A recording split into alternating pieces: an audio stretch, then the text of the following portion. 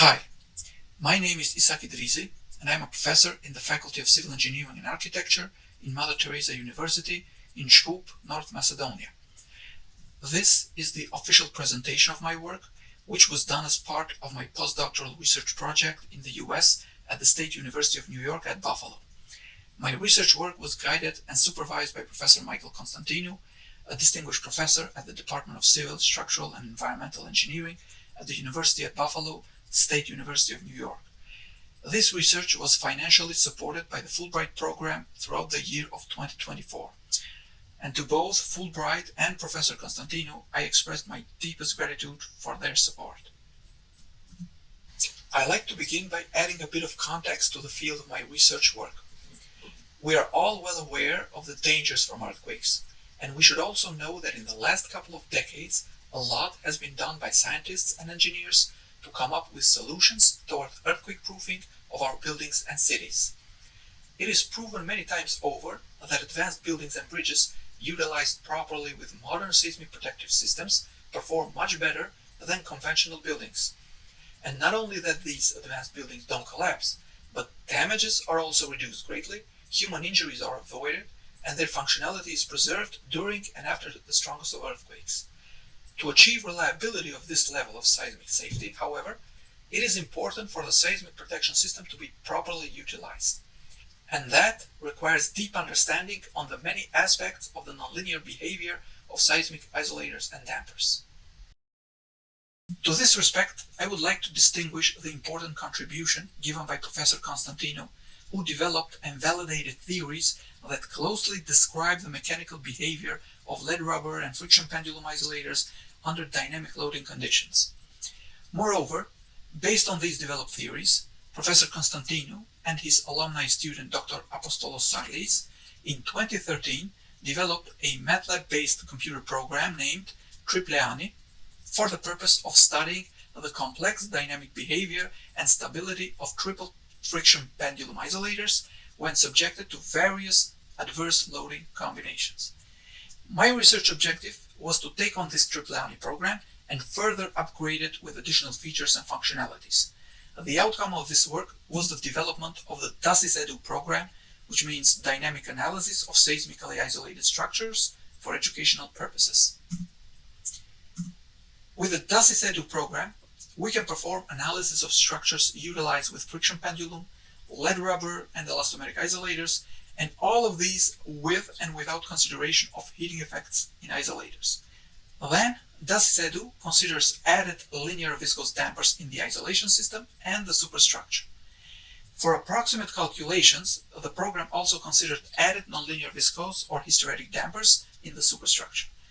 DASIS-EDU is limited to analyzing only planar frames of building and bridge models.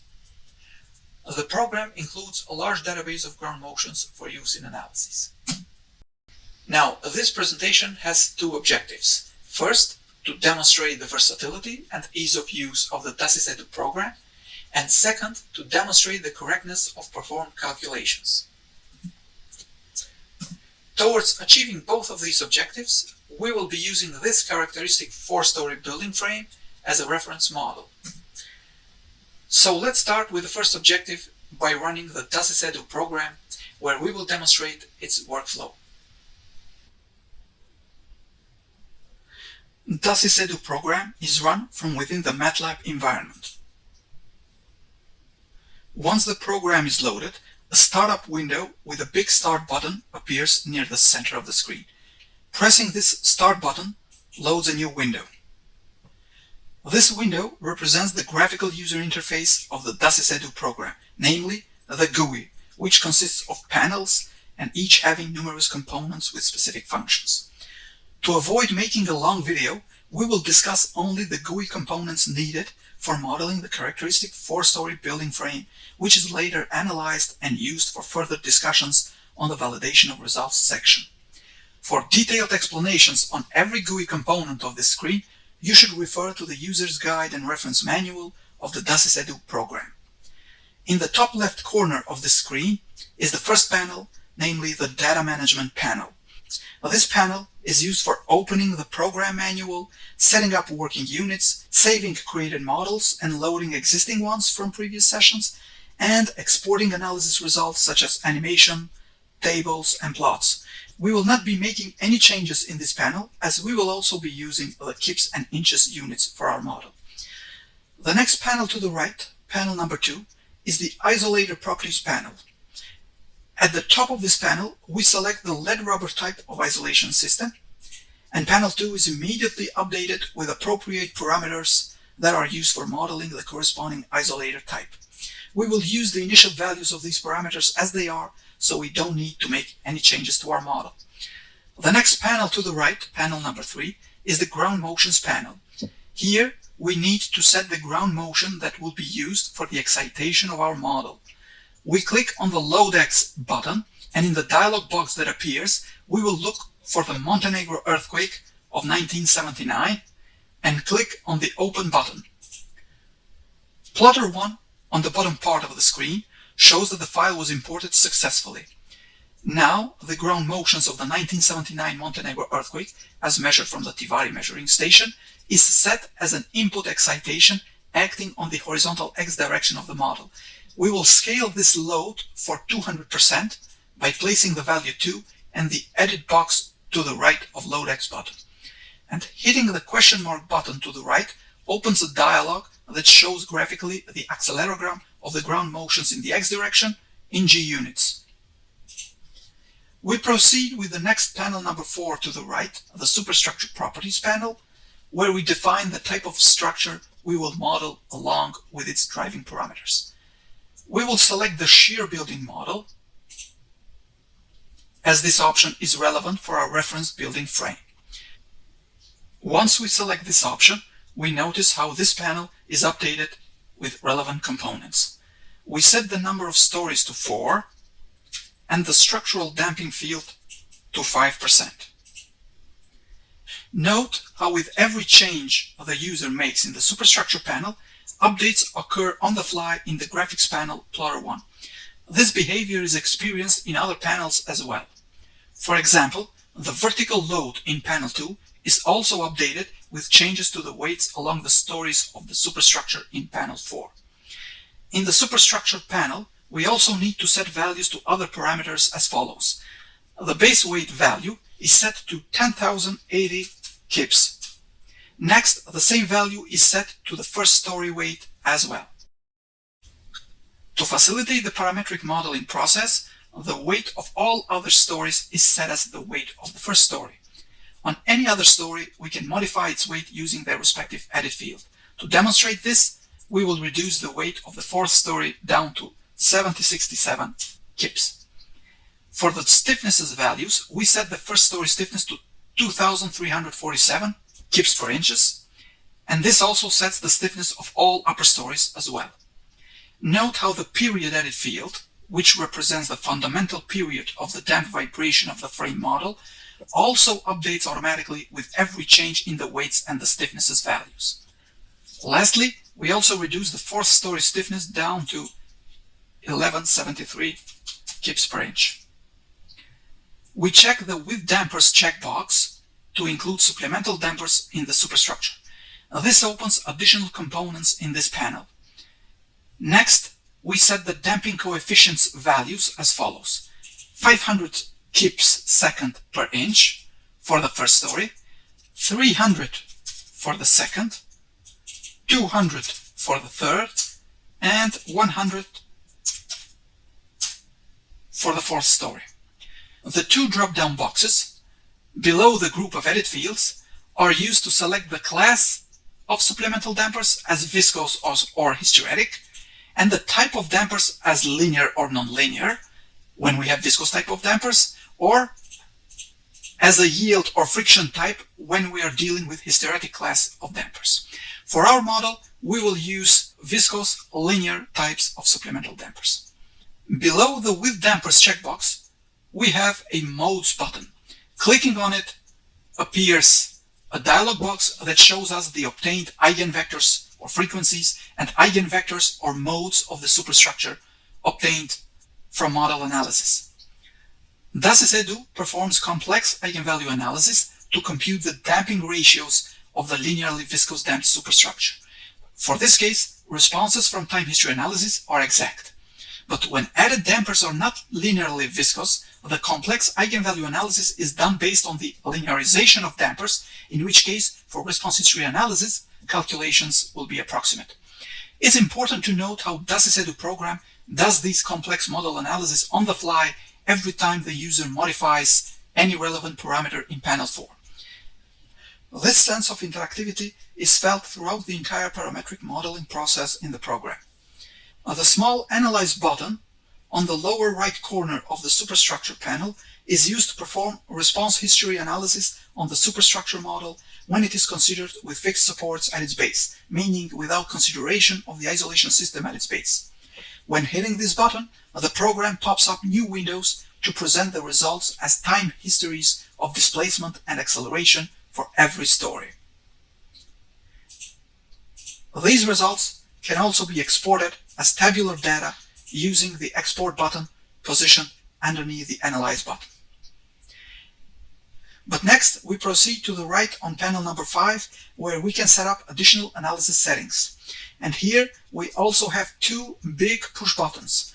The Analyze button on top, which we use for running time history analysis on the superstructure with isolation system at its base, and the Clear button on the bottom, which is used for clearing the analysis results.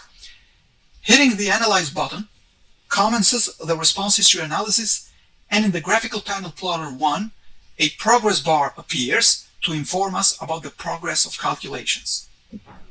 Once calculations are completed, GUI components residing in panels 1 through 5 are locked, while GUI components residing from panels 6 through 9 are enabled, thus switching the program into simulation mode. While in simulation mode, panels numbers 6 and 7 are used for controlling the visualization of the structural model and its simulation in the graphics panel number 8, namely the plotter 1 panel. In addition, panel number 9, the plotter 2 panel, is used for generating graphical plots using various response quantities.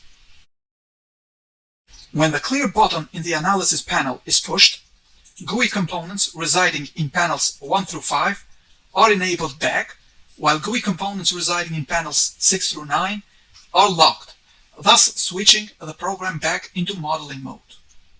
This enables us to modify and fine-tune certain input parameters specified in panels 1 through 5 in order to investigate different structural behaviors. For instance, if we want to consider the heating effects of the isolator system on the structural response, we can tick the Heating Effects checkbox on the Analysis panel. This opens a dialog box with properties relevant to modeling the behavior of isolators with heating considered. Hitting the OK button tells DASIS-EDU to consider heating effects on the isolation system in the next analysis run. Also, note that now additional components appear in the Isolator Properties panel number 2. These additional components are relevant for modeling and calculation of heating effects when lead rubber isolators are used. We keep these values as they are. Finally, hitting back again the big Analyze button runs the response history analysis for the 4-story frame with added linearly viscous dampers, with lead rubber isolation system at its base, and with consideration of heating effects. Once the analysis is complete, in the animation panel, we can click on the Animate button to visualize the time history responses of the structure in the graphics panel plotter 1. In the animation options panel, we can experiment with different checkboxes to customize the plotter 1 view. For instance, if we check the Show Heating Effects checkbox, the heating of isolators is expressed in plotter 1 using a color map. Also, we can tick the Zoom in Isolator checkbox to zoom in the isolator while the simulation is running. Plotter 2 panel can be used to generate plots representing the response of various quantities as a function of time. For instance, we can generate an isolator displacement versus time plot in the bottom right side of the screen when we select the time in one of the x-axis list boxes and the total displacement in the corresponding y-axis list box. In addition, we can use the copy buttons in Plotter 2 panel to copy the values of generated plots and paste them as tables to Excel spreadsheets. This is a very useful tool when further processing is needed, as it is common routine when performing scientific studies and research. Notice how the graph at the bottom of Plotter 2 is also animated together with the dynamic response of the structure in Plotter 1, all in synchrony and as a function of time. Some important features like the multiple isolators, the friction pendulum isolators, bridge models, video exporting of simulations, conversion of units, and other specific features were intentionally left out of this presentation for the sake of brevity. However, as mentioned early in this video, detailed information on working with the DASYS-EDU program can be found in the user manual and the examples verification document.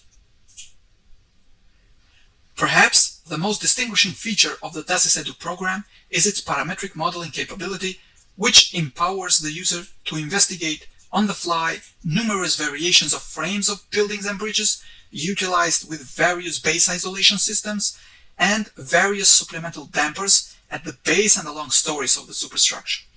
This capability, along with the advanced analysis features and simplistic GUI, makes the DASYS-EDU program unique and very useful for preliminary design, research, and educational purposes.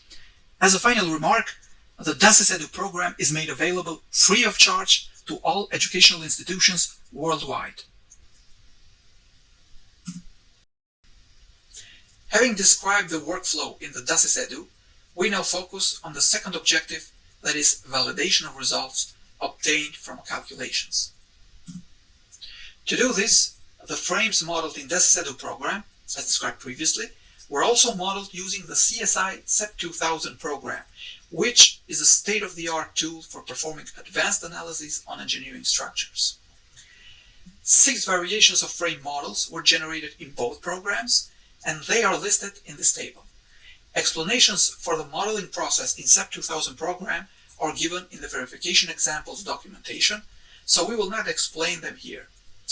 Next, we will only focus on comparing some characteristic results as obtained from analysis of all these model variations using both DASYS-EDU and SEP 2000.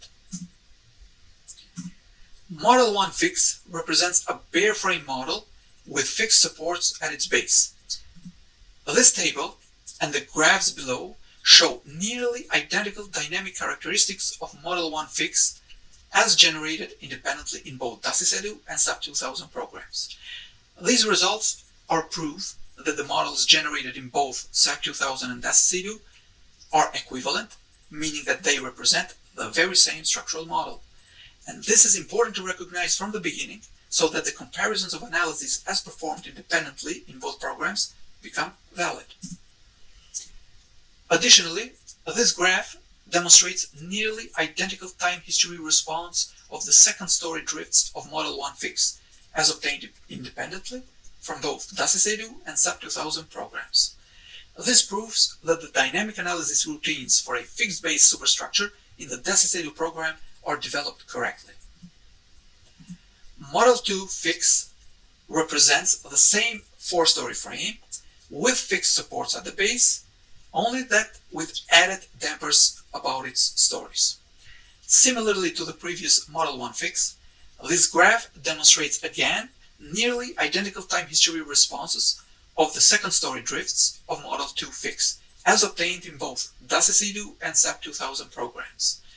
This proves that the contribution of the supplemental dampers is included correctly in the dynamic analysis routines of DASYS-EDU program when analyzing the superstructure with a fixed base.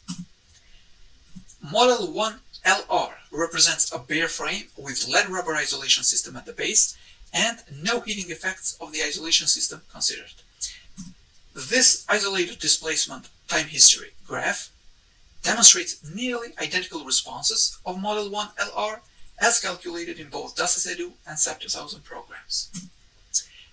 The same goes for this normalized base shear versus isolated displacement graph, and this proves that the dynamic analysis routines in the DASYS-EDU program for a bare frame superstructure with lead rubber isolation at its base and without consideration of heating effects are developed correctly. Model 2LR represents the same 4-story frame with lead rubber isolation system at the base, but with added dampers about its stories. And no heating effects of the isolation system are considered in this model also. And as expected, the isolated displacement time history graph demonstrates nearly identical responses of Model 1LR as calculated in both DASICIDU and SAP 2000 programs.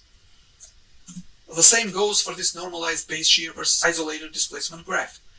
And this proves that the dynamic analysis routines in the DASICIDU program are developed correctly for the case of frames with added dampers along its stories and with lead rubber isolation at its base, and without consideration of heating effects also. Next, we have Model 1 LRH, which represents a bare frame with lead rubber isolation system at the base and with heating effects of the isolation system considered. And as SAP 2000 is not capable of considering heating effects on isolators, this plot shows a comparison of dynamic responses between Model 1 LR and Model 1 LRH, that is, between lead rubber isolated superstructures with and without consideration of heating effects. And these plots show how the softening effect due to temperature increases in the lead core of isolators imposes a slight reduction of the shear strength capacity of isolators. And consequently, this leads to slight increases on isolator displacements. The same observation can also be drawn when comparing the frame models with supplemental dampers along the superstructure, and that is between Model 2LR and Model 2LRH. Based on the results observed in these graphs, it is obvious that the analysis performed with the DASICIDU program are correct indeed. And this concludes my presentation. Thank you very much for your attention, and goodbye.